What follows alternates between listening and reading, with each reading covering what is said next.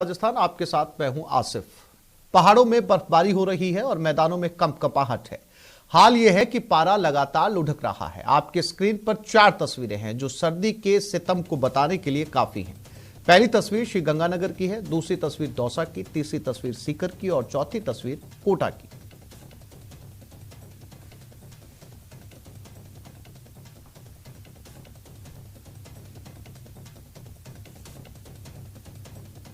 जोधपुर में भीषण ठंड, ग्रामीण इलाकों में बर्फ बन गया है पानी। ग्रामीण इलाकों में जमाव बिंदु पर पारा पहुंच गया। बर्फ बनकर ट्यूबवेल का पानी बाहर निकल रहा है। पाइप से निकलने लगी है बर्फ की सिल्लियां। जिले में फसलों को भारी नुकसान पहुंचा है।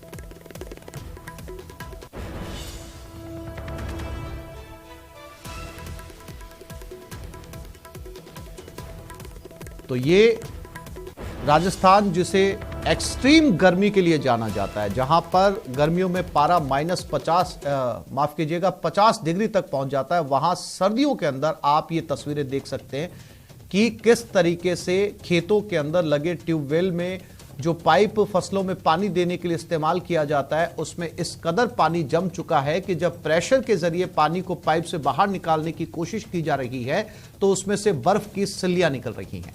आप अंदाजा लगा सकते हैं कि क्या टेम्परेचर इस समय माइनस में चल रहा है। आपकी टीवी स्क्रीन के ऊपर 3 जगहों का तापमान है जो इस समय माइनस में चल रहा है। सीकर का तापमान आप देख सकते हैं लगभग -5 डिग्री सेल्सियस पहुंच चुका है और लगभग कश्मीर जैसे हालात हैं इस समय राजस्थान के।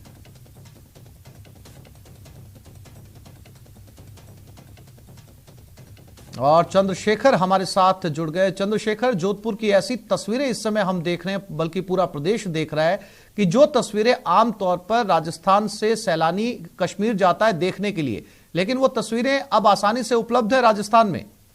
चंद्रशेखर जी, अगर बात करें तो ये वो नजारे हैं जिन्हें देखने के लिए लोग कश्मीर जाते हैं। खेतों में जो पौधे हैं, पेड़ पौधों पे जो हीरे की तरह चमकती बर्फ की तस्वीरें, ये तस्वीरें अब राजस्थान में दिखाई देने लगी। और जोधपुर के क्षेत्रावार क्षेत्र के जेठानिया गांव की ये तस्वीरें सामने आई है, जिसमें खेतों में जो पौधों पर बर्फ है, इसके अलावा जो रात भर जो खेत के अंदर पानी सिंचाई करने के लिए पाइप होता है, उसके अंदर जो भरा रहता पानी वो जमाव बिंदु पे आने के बाद जम जाता है। और सुबह जब किसान पानी खेतों में देने के लिए पंप को शुरू करता है तो सबसे पहले जो बर्फ की सलियां बाहर निकलती नजर आ रही है।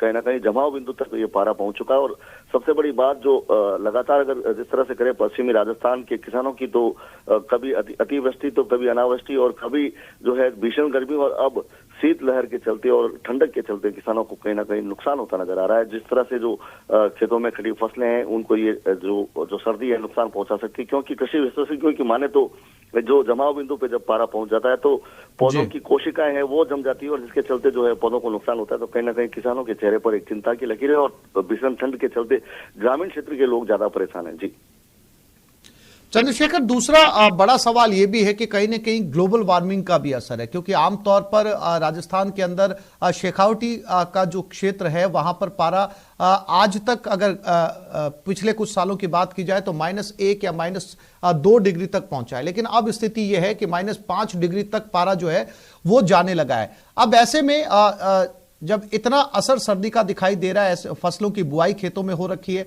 तो खासा नुकसान जो है वो फसलों को पहुंचा है। भले ही सर्दी ज्यादा पड़ रही हो, लेकिन किसानों के हाथ लगेगा क्या?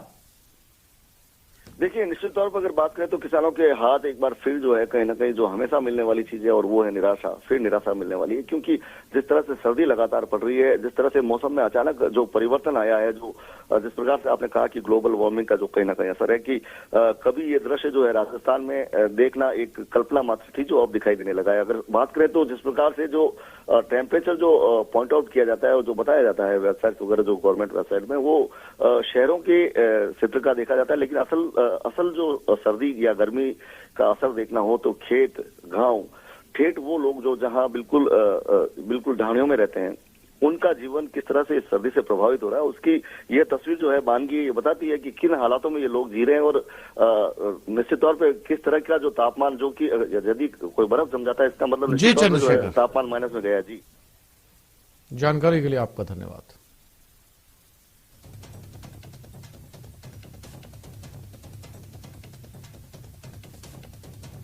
और कुछ तस्वीरें आपको सीकर की भी दिखाते हैं। सीकर जिले में सर्दी ने सारे रिकॉर्ड तोड़ डाले हैं और पिछले 4 दिनों से लगातार तापमान माइनस में बना हुआ है। जिले के फतेहपुर मौसम केंद्र पर आज सुबह का तापमान 4.5 डिग्री दर्ज किया गया है। आज सुबह खेतों में जगह जगह बर्फ की चादर नजर आई और जहां भी पानी गिरा था वो जम चुका था। किसानों को इस सर्दी की वजह से बड़ा नुकसान पहुंचा है।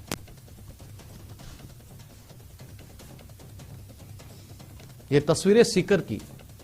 आमतौर पर माइनस का जो तापमान है वो कश्मीर या पहाड़ी इलाकों के अंदर पाया जाता है, लेकिन ये सीकर है जहां पर सबसे ज्यादा गर्मी भी पड़ती है और उसी सीकर के अंदर आज का तापमान है -4.5 डिग्री। सीकर जिले में सर्दी सारे रिकॉर्ड तोड़ रही है और पिछले 4 दिन से तापमान लगातार माइनस में है और आज तो हालात ये हैं कि जगह जगह बर्फ नजर आ रही है। हम आपको दिखाना चाहेंगे जिस तरह से खेत में जहां पर पानी चल रहा है और जहां ये पानी गिर रहा है वहां तुरंत ही पानी गिरते ही जम रहा है।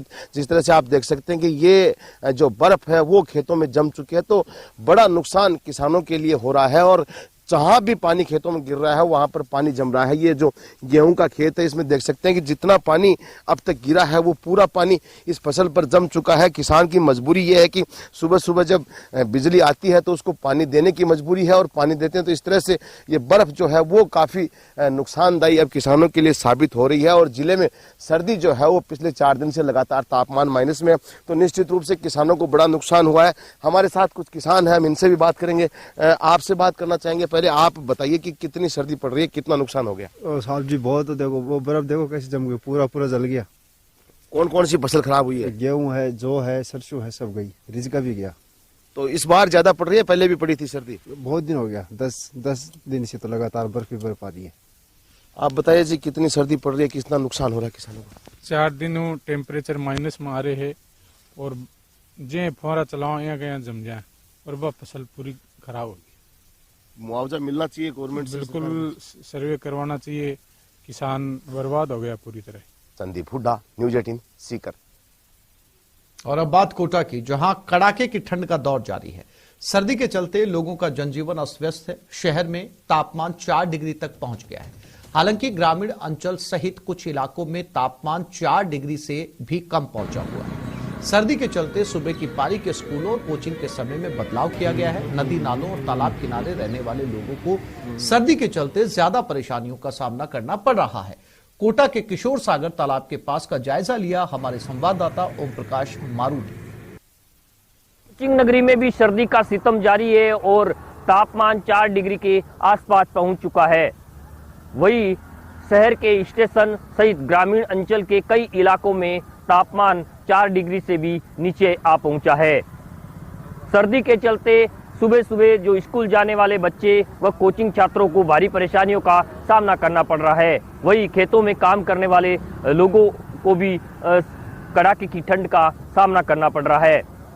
कुछ तस्वीरें हम आपको दिखाना चाहते हैं। ये किशोर सागर तालाब के आसपास की तस्वीरें हैं, जहां यहाँ देख सकते हैं कोहरे का असर भी सर्दी के साथ साथ देखा जा सकता है। कोहरे के चलते आप देख सकते हैं कि जो जग मंदिर है वो स्पष्ट रूप से दिखाई नहीं दे पा रहा है और सुबह सुबह हल्का कोहरा होने के कारण जो वाहन चालकों को है हेडलाइट का सहारा लेकर सफर करना पड़ रहा है। तस्वीर हम आपको दिखाना चाहते हैं। यहाँ आप देख सकते हैं कि अलाव का सहारा लेकर लोग सर्दी से बचने का जतन कर रहे हैं। तो वहीं जो सुबह सुबह हल्का कोहरा होने के बाद भी वाहन चालकों को जो है हेडलाइट का सहारा लेना पड़ रहा है। शहर सहित ग्रामीण अंचल के इलाके में सर्दी का सितम जारी है और सर्दी के चलते लोगों को भारी परेशानियों का सामना करना पड़ रहा है। कुल मिला के कोचिंग नगरी में भी प्रदेश के दूसरे जिलों की तरह कड़ाके की ठंड का असर देखा जा सकता है और सर्दी के चलते लोगों को भारी परेशानियों का सामना करना पड़ रहा है। कोटा से न्यूज़ 18 राजस्थान के लिए ओम प्रकाश मारू। सर्दी का सितम श्री गंगानगर में भी जारी है। यहां रात के तापमान में भारी गिरावट दर्ज की जा रही है। पिछली 4 रातों में रात का तापमान 8.5 डिग्री सेल्सियस लुढ़क गया है और 2.5 डिग्री सेल्सियस तक जा पहुंचा। इससे रात के समय तेज ठंड और गलन का एहसास बढ़ गया है। वहीं दिन के समय धूप खिलने के बावजूद भी ठंडी हवाओं के चलने की वजह से ठिठुरन बनी हुई है। मौसम विभाग ने आगामी 48 घंटों के दौरान शीतलहर चलने और रात के तापमान में और गिरावट होने की संभावना जताई है। मौसम विभाग ने गंगानगर जिले के लिए शीतलहर चलने और पाला पड़ने का ऑरेंज अलर्ट जारी किया है। मौसम का जायजा लिया संवाददाता अशोक कुमार शर्मा ने। आवश्यक नहीं होता है, लोग घरों से बाहर नहीं निकलते हैं। सुबह का जो रूटीन है वो काफी लेट से स्टार्ट होता है, खासतौर से बच्चे और बुजुर्ग अपने घरों में ही बने रहते हैं और खासतौर से इस हार्ड कपकपाती ठंड से बचाव के लिए हीटर, अंगीठी और अलाव का सहारा लेते हुए भी देखे जा रहे हैं। मौसम विभाग के साथ साथ स्वास्थ्य विभाग ने भी लोगों को अपील की है कि अनावश्यक घर से बाहर ना निकले। और यदि बात करें किसानी की तो देखिए पिछले 3-4 दिनों से श्री गंगानगर के ग्रामीण क्षेत्रों में खासतौर से गड़साना, रावला, रायसी नगर, पदमपुर क्षेत्र में जिस तरह से सुबह के समय फसलों पर बर्फ देखी जा रही है, उससे कहीं न कहीं किसानों ने संभावना जताई है कि जिस तरह से पिछले 2-3 दिनों से पाला पड़ रहा है उससे 15 से 20% नुकसान होने की संभावना किसान जता रहे हैं। खासतौर से सरसों की फसल के साथ साथ जो सब्जी वाली फसलें हैं उनको खासा नुकसान पहुंचने की इस समय आशंका बनी हुई है। मौसम विभाग के साथ साथ कृषि विभाग ने स्थानीय किसानों से अपील की है कि वे ग्राउंड फ्रॉस्ट यानी कि पाला पड़ने के दौरान होने वाले नुकसान से बचने के लिए हर संभव उपाय करके रखें ताकि पाला पड़ने के दौरान होने वाले नुकसान को कम से कम किया जा सके। फिलहाल अगले 48 घंटों के दौरान तो मौसम विभाग ने जिस तरह से संभावना जताई है कि शीतलहर चलती रहेगी और ठंड का दौर भी बना रहेगा और यहां तक कि रात के तापमान में भी और गिरावट दर्ज की जा सकती है। तो ऐसे में कहीं भी कोई उम्मीद अगले 48 घंटों के दौरान तो सर्दी से राहत मिलने की नहीं दिखाई दे रही है। अशोक शर्मा, न्यूज 18, श्री गंगानगर। श्रीगंगानगर में आज लगातार चौथे दिन खेतों में खड़ी फसलों पर बर्फ जमी हुई नजर आई। पिछले 4 दिनों से खेतों में खड़ी फसल में पाला पड़ने की वजह से सरसों, चना और सब्जियों की फसल को खासा नुकसान पहुंचा है। हालांकि मौसम विभाग और कृषि विभाग ने पाला पड़ने की संभावना को देखते हुए किसानों से यथासंभव उपाय करने की अपील की थी ताकि पाला पड़ने की स्थिति में कम से कम नुकसान पहुंचे। किसानों का मानना है कि पिछले 3-4 दिनों में रात के समय फसलों पर बर्फ जमने और पाला पड़ने की वजह से 15 से 20% नुकसान होने की आशंका है। वहीं कुछ गांव में तो नुकसान का प्रतिशत कहीं ज्यादा है। ऐसे में स्थानीय कृषि विभाग की ओर से कृषि पर्यवेक्षकों को पाला पड़ने की वजह से हुए नुकसान के सर्वे करने के भी निर्देश जारी किए गए हैं। श्रीगंगानगर के घड़साना और रावला मंडी क्षेत्र में पाला पड़ने की वजह से ज्यादा नुकसान देखने को मिल रहा है।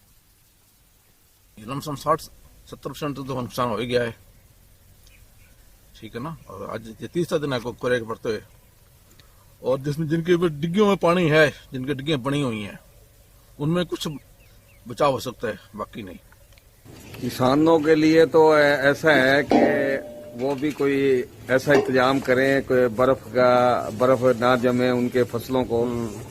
वो मगर इतनी फसल होती है कि वो इंतजाम तो कर ही नहीं सकते, उनके लिए नुकसानदायक है ये बर्फ जमना। तो आने वाले समय में मेरे हिसाब से कनक और सरसों में तेजी आएगी। और अब बात दौसा की, जहां कड़ाके की ठंड से लोगों का बुरा हाल है। सर्दी इतनी ज्यादा है कि जगह जगह ओस की बूंदें बर्फ में तब्दील हो गई हैं। खेतों और गाड़ियों पर सफेद चादर सी नजर आ रही है। वहीं कड़ाके की ठंड को देखते हुए दौसा प्रशासन ने भी कक्षा 4 तक की कक्षाओं का संचालन बंद रखने के निर्देश दिए हैं।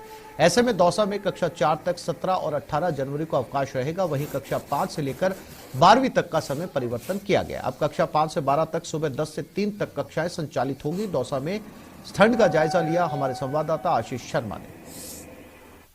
दौसा जिले में कड़ाके की ठंड का दौर जारी है। आज भी पारा जमाव बिंदु पर रहा। हम कुछ तस्वीरें दिखाने की आपको कोशिश करते हैं। यह एक कार है और इस कार पर जो बर्फ की जो चादर जमी है और जो बर्फ का पूरा किस तरह बर्फ पे जमा हुआ है, ये तस्वीरें आप देख सकते हो। ये दौसा जिले के ग्रामीण क्षेत्रों की तस्वीरें हैं।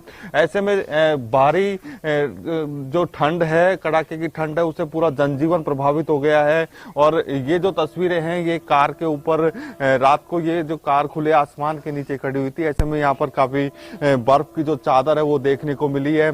खेतों में भी बर्फ की चादर जमी हुई है। इधर सर्दी को देखते हुए जिला प्रशासन ने भी बड़ा फैसला लिया है। दौसा जिले में कक्षा 1 से 4 तक की जो कक्षाएं हैं वो आज से बंद रहेंगी, यानी 17 जनवरी और 18 जनवरी को कक्षा 1 से 4 तक का अवकाश रहेगा। वहीं कक्षा 5 से 12 तक की स्कूलें संचालित होंगी, लेकिन उनका समय सुबह 10 बजे से 3 बजे तक होगा। ऐसे में कड़ाके की ठंड के चलते पूरा जनजीवन प्रभावित है। आशीष शर्मा, न्यूज 18, दौसा। और झुंझुनू में भी सर्दी का सितम लगातार जारी है। जिले में शीतलहर के चलते लगातार खेतों में पाला जम रहा है। पाले ने अन्नदाताओं की चिंताएं बढ़ा दी हैं। पाले की वजह से चने, जौ, गेहूं और सरसों की फसल में 40% से ज्यादा का नुकसान हुआ है। वहीं सब्जी की फसलों में भी पाले की वजह से नुकसान पहुंचा है।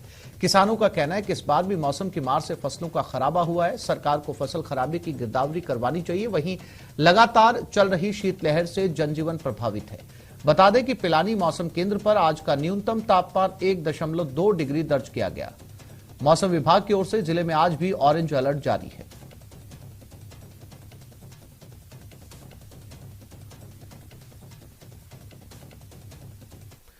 न केवल प्रदेश में बल्कि देश भर में कड़ाके की ठंड का दौर जारी है। कई राज्यों में पारा माइनस में चल रहा है तो कहीं भारी बर्फबारी हो रही है। वहीं शीतलहर और कोहरे ने यातायात को प्रभावित किया है। घने कोहरे के चलते उत्तर रेलवे क्षेत्र में 15 रेलें देरी से चल रही हैं, तो वहीं दिल्ली से कई उड़ानों में भी देर हो रही है। इसकी वजह से यात्रियों को काफी परेशानी का सामना करना पड़ रहा है और यात्रियों को स्टेशन पर ही अपना समय बिताना पड़ रहा है। सर 4 घंटे लेट है, बहुत तपस्या है, ठंड में मरे जा रहे हैं और 4-4 घंटे ट्रेनें लेट हो रही हैं। कोई कहता है इधर को भागो, कोई कहता है इधर को भागो। हम नई दिल्ली स्टेशन पे गाड़ी का वेट कर रहे हैं। 2 घंटे से ज्यादा टाइम बीत गया, अभी नहीं है। ठंड में हम बैठे हुए हैं। कोई गाड़ी का कोई सूचना नहीं मिल रहा है, नहीं कोई सही से बता रहा है कि क्या टाइम टेबल है गाड़ी का। सर मैं बड़ौदा से आ रहा हूँ सर। अभी गाड़ी 2 घंटे लेट है। अभी तक कोई सूचना नहीं मिली गाड़ी की। और सर ठंड भी सर इतनी बढ़ रही है, ज्यादा बढ़ रही है, कोई पता नहीं चल रहा है गाड़ी कब आएगी।